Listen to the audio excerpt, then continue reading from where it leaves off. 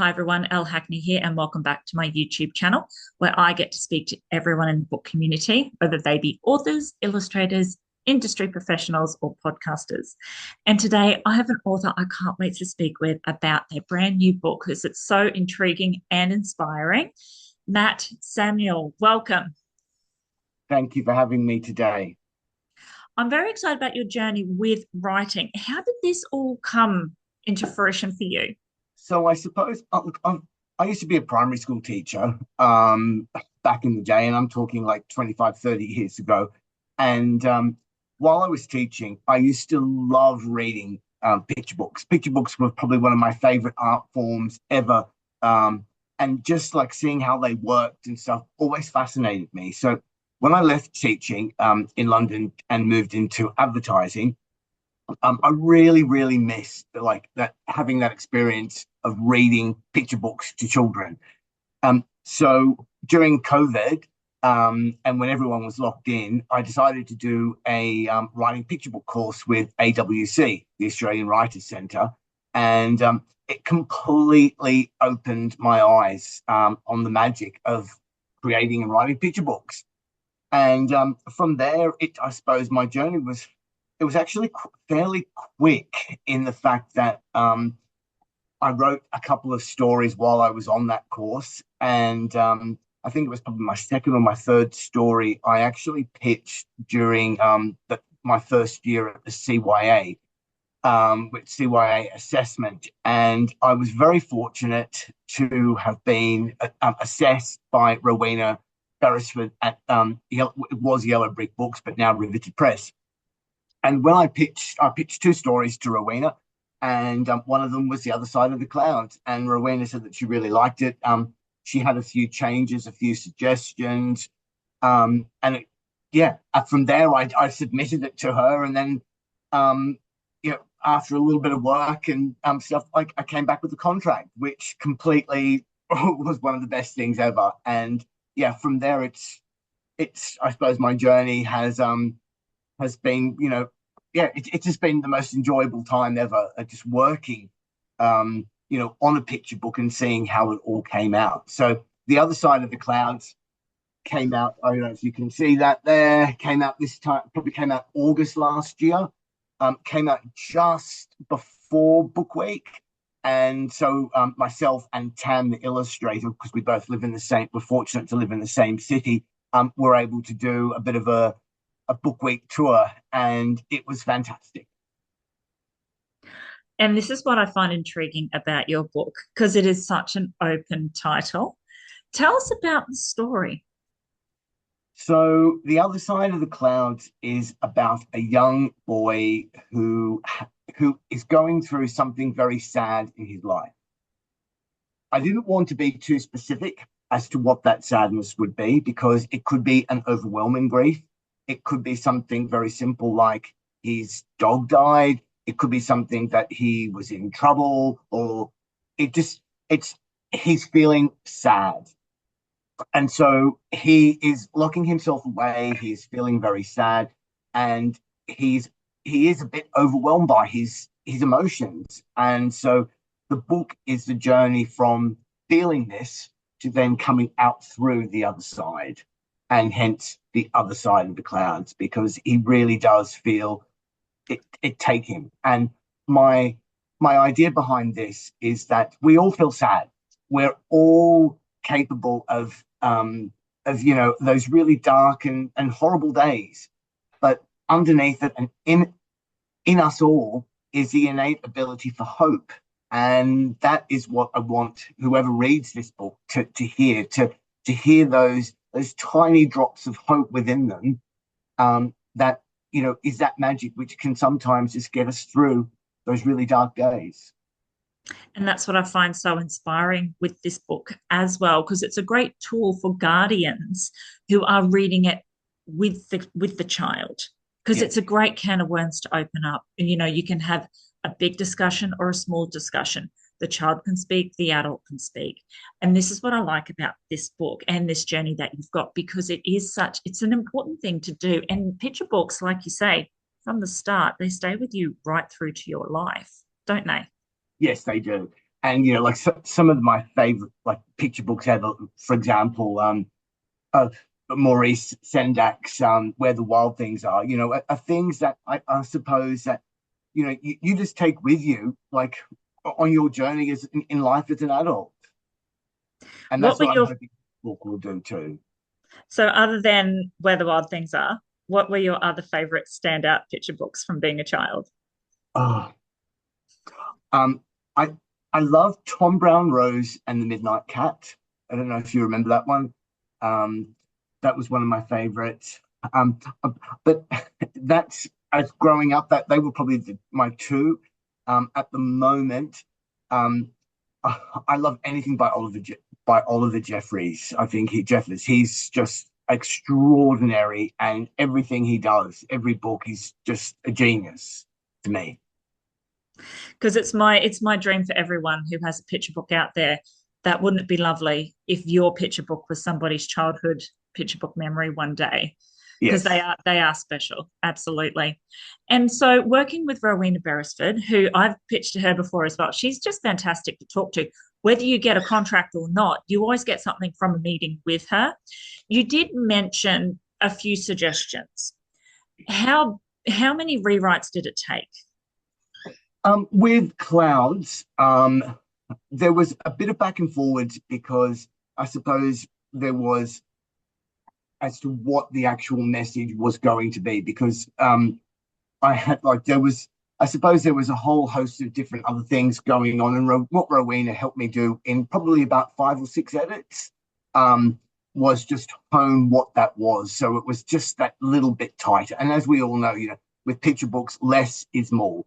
And so taking wordy sentences or taking things that explain themselves too much and just making it tighter, and that was actually one of my favorite parts of the whole journey because it was really where we got into the nitty gritty of it, and that's where, as an author, I was learning so much because Rowena was just giving me so much advice, and there was like, yeah, every edit was a massive learning experience.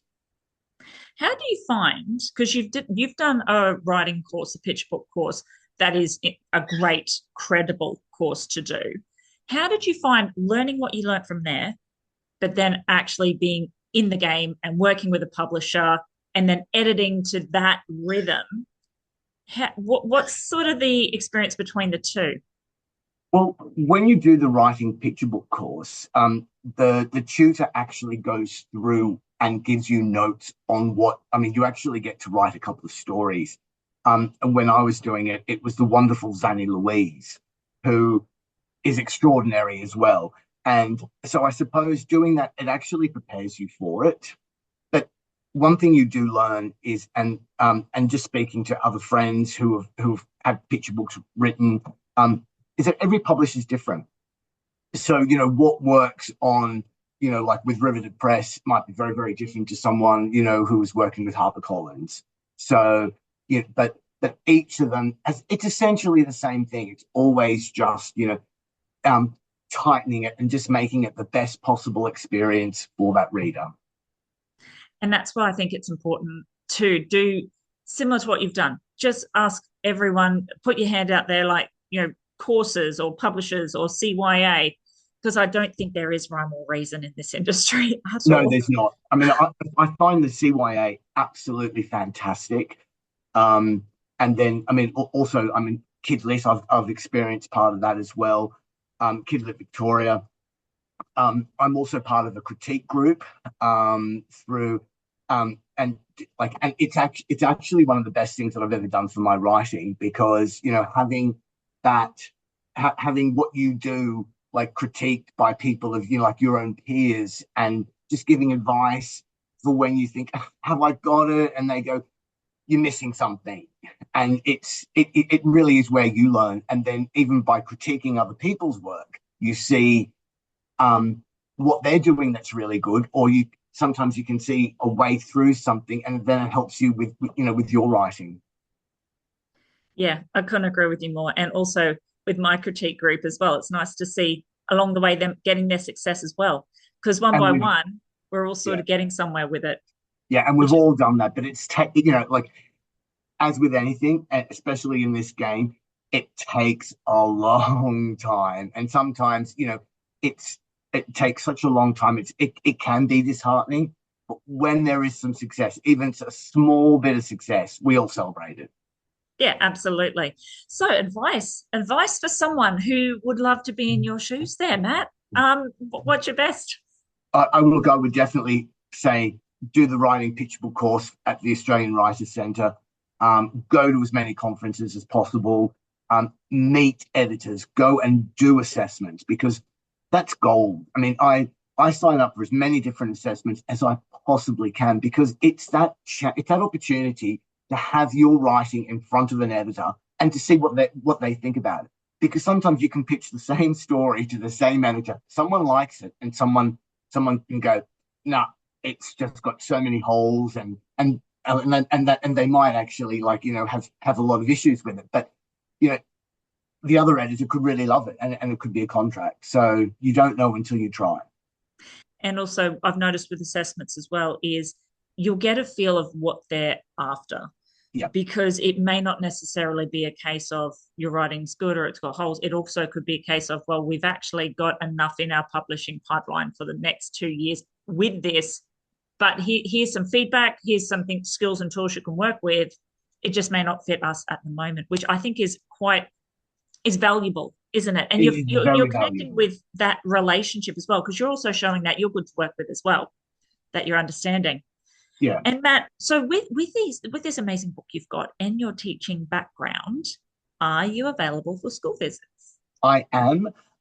Because I do work in magazine advertising, I would have to give I do have to give notice, but I'm definitely available to go into schools. I live in Sydney, so I'm happy to go anywhere in Sydney.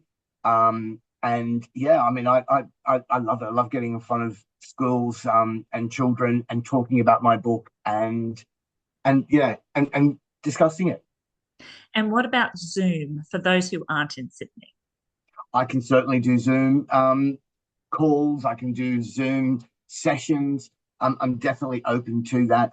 As you pointed out, I've got a teaching background, so I do try and tailor it with an educational slant. So making sure that it's not just me talking about myself and my journey, but also trying to give some sort of education point to what I'm doing. Excellent. So, anyone watching this video who is in Sydney or anywhere else in the world, make sure you contact Matt for either an in classroom or a Zoom author visit, but also contact Matt anyway, because he will happily answer your questions if you do have any publishing questions. Now, what is in your future, Matt? Well, I do have something coming up. I am working on another picture book with my current editor, so Rowena, and I can't really say too much about that because I've been contacted, but until everything gets finalized, you don't want to talk about everything too much yet. But I do know that it's going to be very exciting. It's a very different story to what I have written with The Other Side of the Clouds. And yeah, I'm hoping it'll come out sometime this year or early next year. And yeah, watch this space. That's so exciting. That I can't wait. So, two picture books in the works. Well, one's published and one's in the works. You work full time. How do you fit it in? Do you have advice for those out there who are listening, going, "Oh gosh, I have ideas, but I work full time and I've got this on." And how do you do it? So for me, I do my writing in my spare time. So my spare time is usually the weekends. And when I'm on holidays, if I've got any spare time, what I'll do is I'll just scribble down ideas.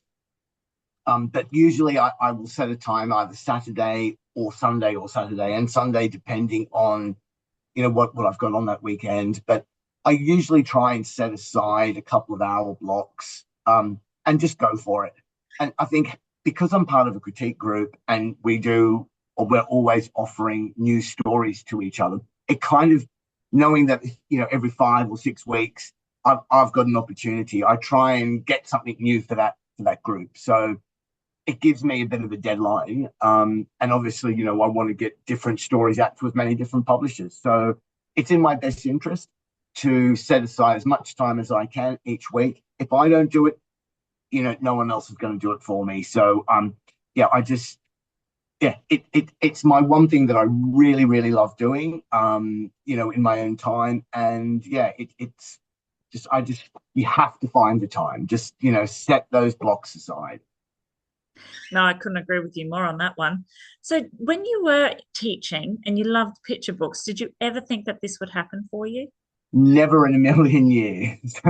um, yeah, look, I suppose, yeah, it really does blow me away sometimes. Especially when I got that contract from Rowena, it like was like, oh my God, this is becoming a reality. And but before that, yeah, I would never have dreamed.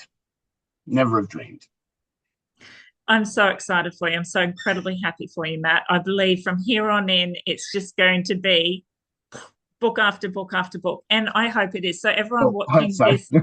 everyone watching this video, make sure you do buy Matt's books, support him, please.